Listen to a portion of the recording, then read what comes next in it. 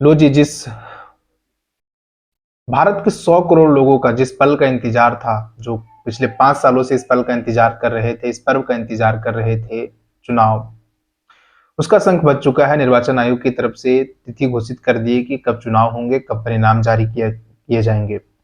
लोकसभा चुनाव के साथ साथ 4 राज्यों में विधानसभा के चुनाव भी होंगे, साथ ही 25 विधानसभाओं के ऊपर उपचुनाव भी होंगे। कब कब होंगे वो सारे आपको विस्तार से बताएंगे ही, बट थोड़ा सा चुनाव के ऊपर चर्चा कर लेते हैं।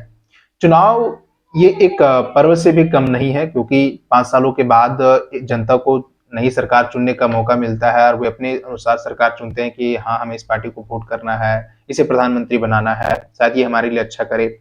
इस पल का इंतजार हम सभी लोग काफी लंबे समय से करते हैं और 5 सालों के बाद ये मौका हमारे पास आता है और मौका फिर से एक बार आया है सरकार चुनने को लेकर के। निर्वाचन आयोग की तरफ से सारे तिथि घोषित कर दिए गए हैं और एक जो सबसे इस साल सबसे ज्यादा लोग वोट करेंगे, लगभग 97-98 करोड़ लोग हैं जो रिपोर्ट्स के मुताबिक वोट करेंगे, जिसमें से लगभग 49 करोड़ 70 लाख पुरुष वोटर्स हैं और 47 करोड़ 1 लाख महिला वोटर्स हैं। उसमें से 18 से 19 साल के लोग जो पहली बार वोट कर रहे हैं, उनमें से हम भी हैं जो पहली बार वोट करेंगे और बहुत सारे लोग होंगे जो पहली बार वोट करेंगे। तो हम लोगों का एक्सपीरियंस पता नहीं क्या होगा, पहला एक्सपीरियंस होगा, हम भी काफी एक्साइटेड है कि हाँ, हम भी पहली बार वोट करेंगे। 18 से 19 साल के लोग लगभग 2 करोड़ के आसपास हैं जो पहली बार वोट करेंगे और 2,38,000 ऐसे लोग हैं जिनकी एज 100 साल से भी ऊपर है, वे लोग भी वोट करेंगे। तो कुल मिला जुला करके ये चुनाव काफी एक्साइटेड होने वाला है और 5 सालों के बाद समय मिलता है चुनाव में सरकार चुनने को। तो अब आपको तिथि बता देते हैं कि कब जब इलेक्शन कमीशन की तरफ से डेट जारी किए गए हैं। तो ये चुनाव जो होगा ये 7 चरणों में होगा। उससे पहले आपको 2019 के लोकसभा चुनाव के बारे में बताते हैं। 2019 का लोकसभा चुनाव हुआ था, तब भी पिछले साल भी 7 चरणों में हुआ था और ये शुरू हुआ था 11 अप्रैल से और खत्म हुआ था मई के महीने में, खत्म हुआ था जाकर के। और जो लोकसभा का कार्यकाल है वो 16 जून को खत्म हो रहा है और इस साल भी 7 चरणों में चुनाव होंगे। चुनाव जो लोकसभा के चुनाव होंगे उसके साथ साथ 4 राज्यों के विधानसभा चुनाव भी होंगे और 25 विधानसभाओं के ऊपर उपचुनाव होंगे। सबसे पहला पहला चरण का जो चुनाव होगा वो 19 अप्रैल को पहला चरण का चुनाव होगा।